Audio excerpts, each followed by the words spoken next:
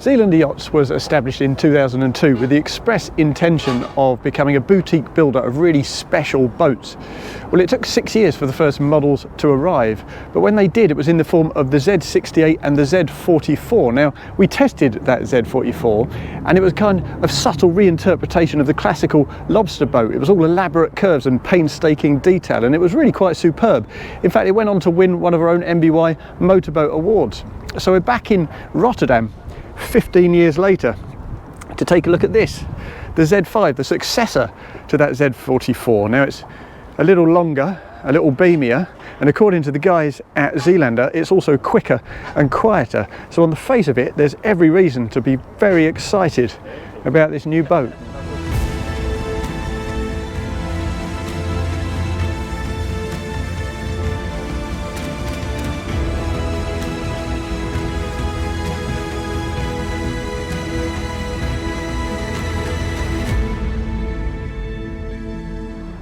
The first thing to note is that although this is a new boat, it's actually quite a subtle evolution of that Z44. Yes, it's 4 feet longer and a foot wider in the beam. But the principle at Zeelander, even though they have 3 boats in the fleet now, the Z5, Z6 and Z7, the principle at Zeelander is basically to produce one boat, but to present it in 3 sizes. So the DNA is really strong throughout the fleet, and it's also extremely strong in terms of the consistency of style and fit out between the Z44 and the Z5.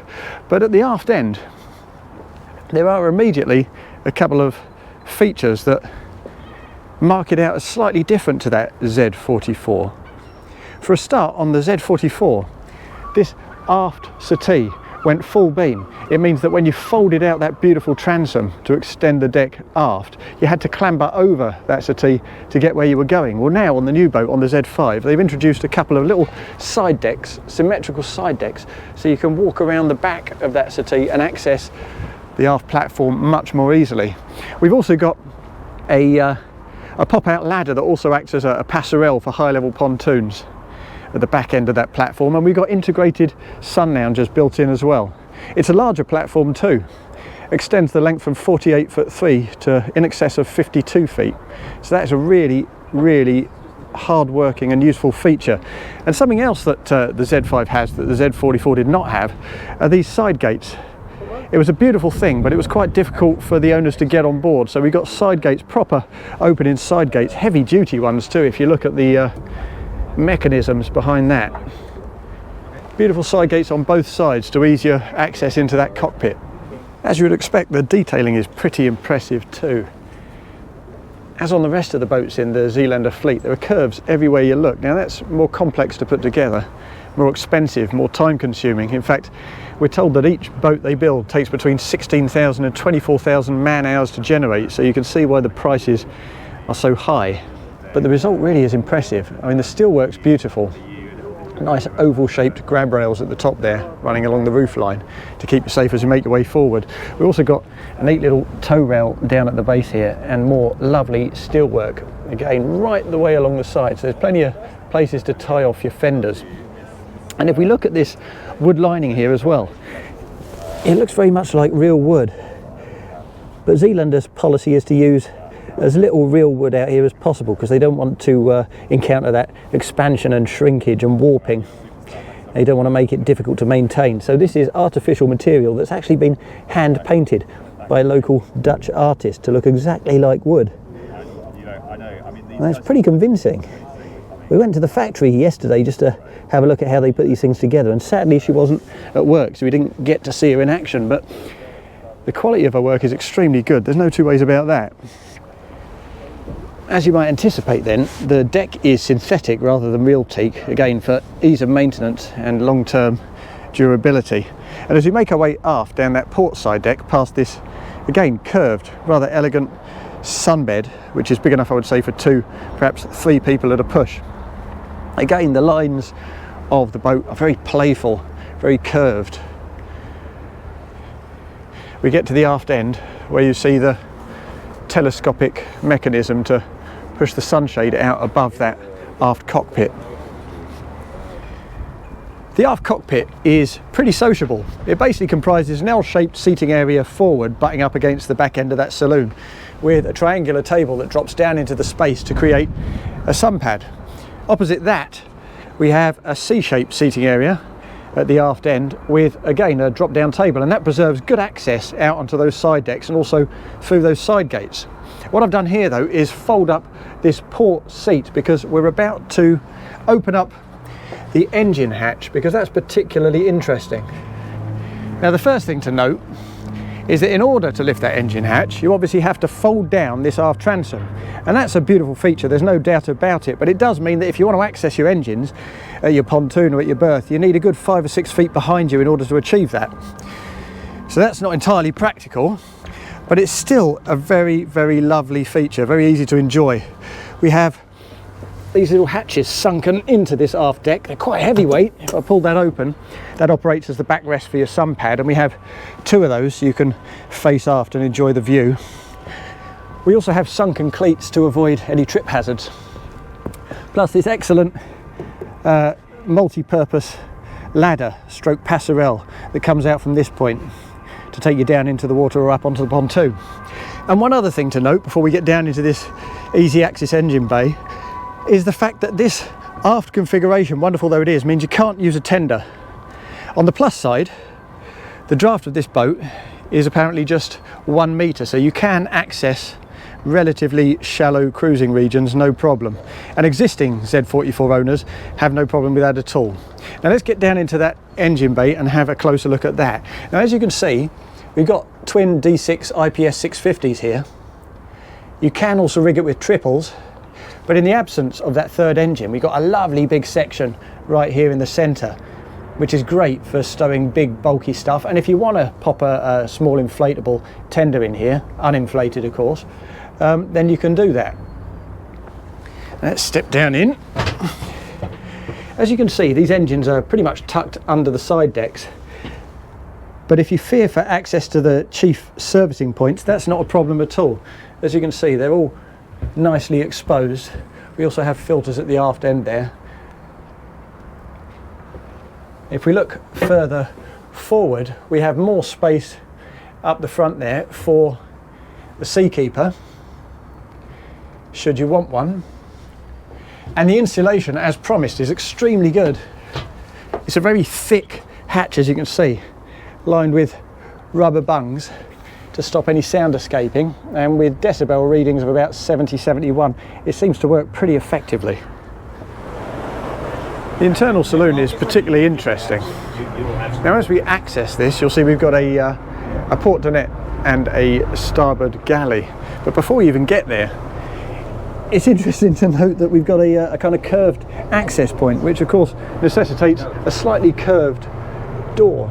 Now again, that's more costly, more complex, more time consuming to put together, but it looks delightful.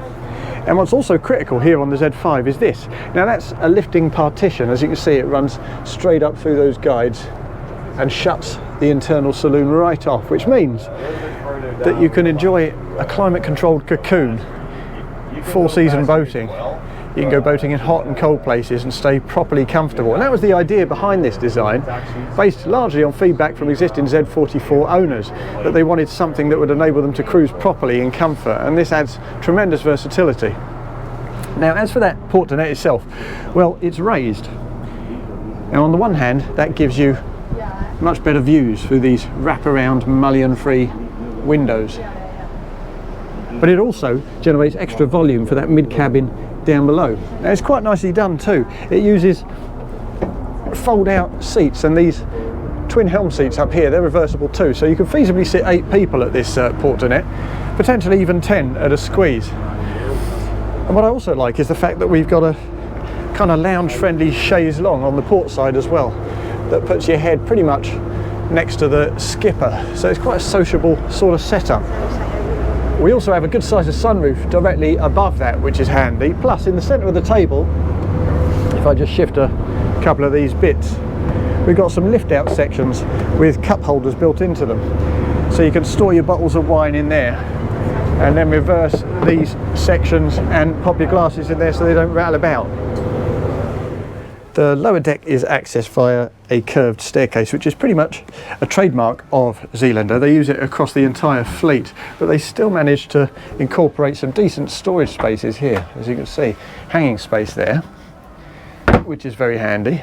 And if I spin myself around, you'll see we're in a kind of central atrium between the forward V berth, the head and the separate shower compartment, and the larger mid-cabin further aft. We'll have a quick look at this central atrium while we're here. Now the first obviously is curves. Curves absolutely everywhere you look. And it looks and feels fantastic. There's no bumping of elbows, no banging into anything. There's nothing to bump into. Everything is swept, just as it is in the external design. The other thing to notice is the mirror.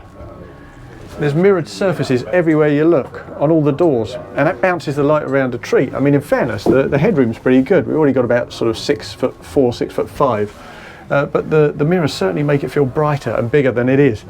And behind these mirrors we have the battery switches on that upper level and an integrated fridge lower down. We also have a freezer compartment over here on the port side, next to the integrated microwave, and plenty more storage, both high and low level. So that's handy if you fancy a lazy day in bed and you don't want to pop up to the starboard galley on the main deck. You can serve yourself down here. Now let's pop straight forward into that V berth and take a look there. Now I've had a little lie down on this section, and it's around about 6'4", again 6'5", so it's a decent length to it. We have reading lights at the head end, plus some really nice integrated ambient LED lighting. And that's kind of necessary here because, as you can see, we don't have any hull windows. They start further aft, where the heads compartment and separate shower compartments sit. In the absence of those hull windows though, what we do have is a decent skylight further forward up there on the bow. And again, headroom's pretty good. Nothing to worry about there, that's quite impressive. More storage on both sides, of course. They really worked hard to use every square inch here. But if you're going to spend a long weekend on this boat, it's handier to use soft baggage rather than rigid stuff, or you'll cause yourself a problem. We also have a changing area down between these beds with additional storage spaces on both sides, but in order to access those you obviously have to remove this lower cushion. Nonetheless, it's a perfectly comfortable space with a TV neatly integrated into that forwardmost part, so you can watch that from your bed. Now let's move further aft and have a look at the solution they've used for the bathroom. Now as you can see, that's split into two sections. On the starboard side, through a kind of frosted glass door. And that's a lovely space. That's an impressive footprint and very nicely done. There are those two big hull windows I was talking about. We also have kind of a pearlescent finish to this tiling. Again, helps the light bounce around. It feels really good in here. It's lovely. High level storage again. So from a standing position you can't quite see the horizon. You have to bend down for that. But it's a very attractive space with a proper rain shower and an additional handheld shower head. Over on the port side, the toilet, though smaller in terms of its footprint, is pretty much rigged the same with the high level storage, the lower level windows, the toilet and the sink. Well proportioned, good headroom again, and a full length mirror, as you would expect in here. Mirrors everywhere, as I say, and it works well.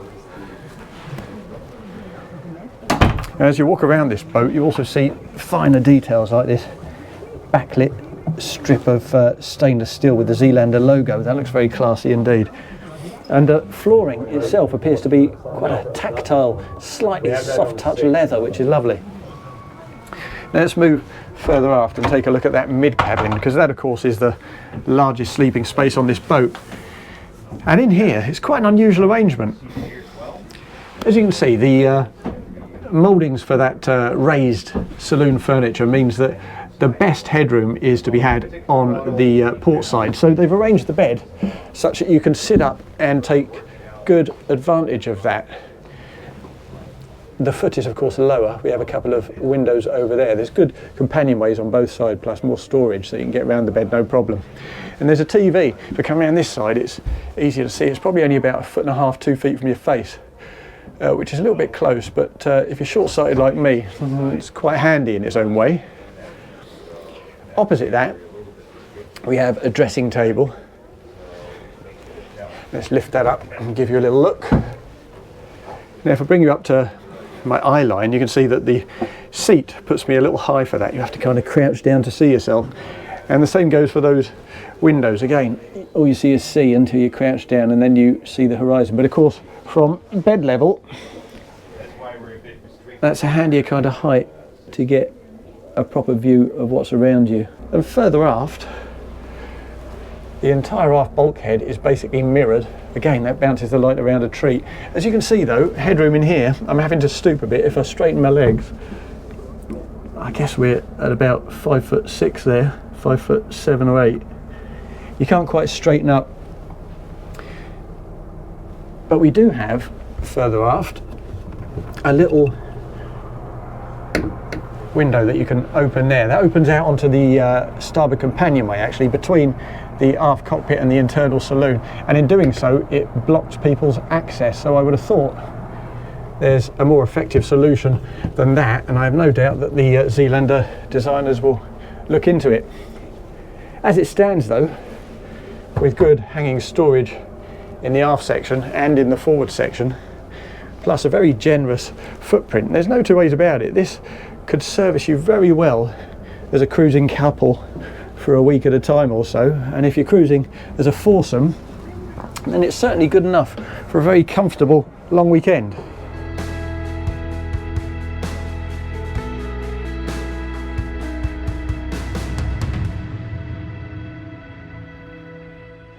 Okay, the helm position is actually quite an interesting one, I have to say. The two seats, but the wheel is positioned quite a way to starboard, and the throttle's to the port hand side, and the port seat is actually elevated a little bit to generate the extra space down below. So either you sit up on the port side and reach slightly to the right to grab the wheel, or you stand on the starboard side and reach over to port to grab the throttles. So it's imperfect. Probably the least perfect seating position on the entire boat, actually.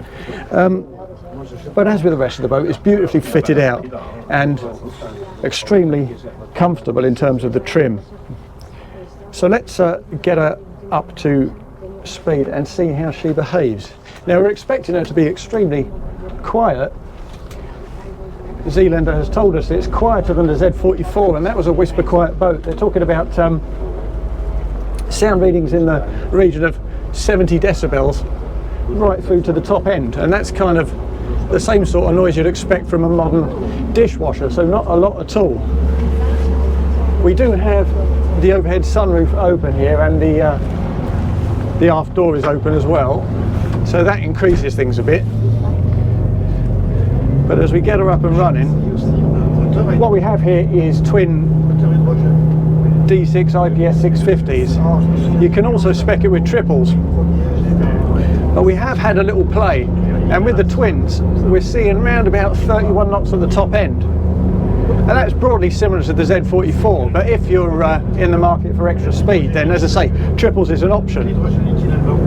And with the triples, they're talking about speeds of around 40 knots, which of course beats the Z44 by 8 or 9 knots. And that's primarily, they say, for the American market, where they appreciate speed more than perhaps we do in the European market. Now, there's a decent bit of bow lift there as you get up to speed. We do have automatic trim tabs, but you can override those with the trim tabs actually mounted onto the throttle, which is quite an interesting thing. It takes a bit of getting used to, but it actually becomes surprisingly intuitive, surprisingly quickly. What's really interesting about the way this boat rides though is the fact that it actually feels more like a fast semi-displacement vessel than an outright planing boat. The waterline comes off this hull a good way forward of amidships, and that's the same whether you're doing 30 knots or 20. Now of course when you are doing 30 knots, that flare kicks the water way outboard But in a robust beam wind, a lot of that does find its way into this aft cockpit, as you can see from this damp furniture and the salt marks on the stainless steel. So when you do get back to the marina, you do tend to have to wipe this aft cockpit down. Now of course that doesn't detract from the pleasure of being on board this boat, from the calibre of it, from the refinement of the ride, but it is a very distinctive dynamic. We'll just spin ourselves round to port a little bit. Anchor right over. Come back to starboard. We're in quite a lively waterway, so I can't play around too much here. There's a door closing down below. But visibility all round is fantastic, actually, as it is further aft in this saloon on those elevated seats. Really very good indeed. And those sound readings, true to Zealander's promises, didn't actually exceed 71 decibels there. So with the various hatches and doors closed, it is as quiet as they suggest it is. Now in terms of close quarters manoeuvring, you can't obviously access the side decks from here. There are no opening windows on the sides either, but we do have that optional secondary steering position on the starboard side of the cockpit there, so you can bring it alongside and see the parameters of the boat much more easily. And that pretty much is the story of driving this boat. An imperfect helm position, but a very refined and easy drive, and that's pretty much what you expect from Zeelander.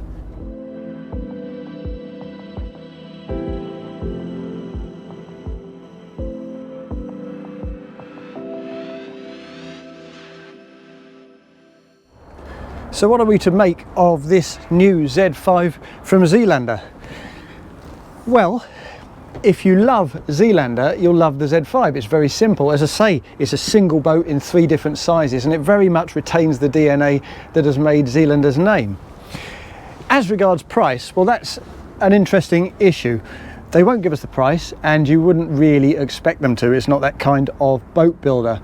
But you can rest assured that if you're a regular person, it will be spectacularly, unattainably expensive. And if you're a billionaire, the fact that nobody else can afford it will probably make it all the more attractive.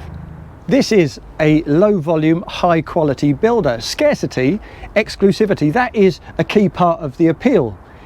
In terms of the outright quality, well, the quality, as I hope I've illustrated, is very, very high, but it's not peerless. In terms of the arrangement, well, it's very user-friendly, it's very easy to enjoy, it's very sumptuous, but it's not without issue. Does any of that matter to the sort of person who's going to buy this boat? Absolutely not. So if you're one of the lucky people who's in a position to order one, you'd better be quick. 10 have already been pre-sold, and there are already 18-month lead times for delivery.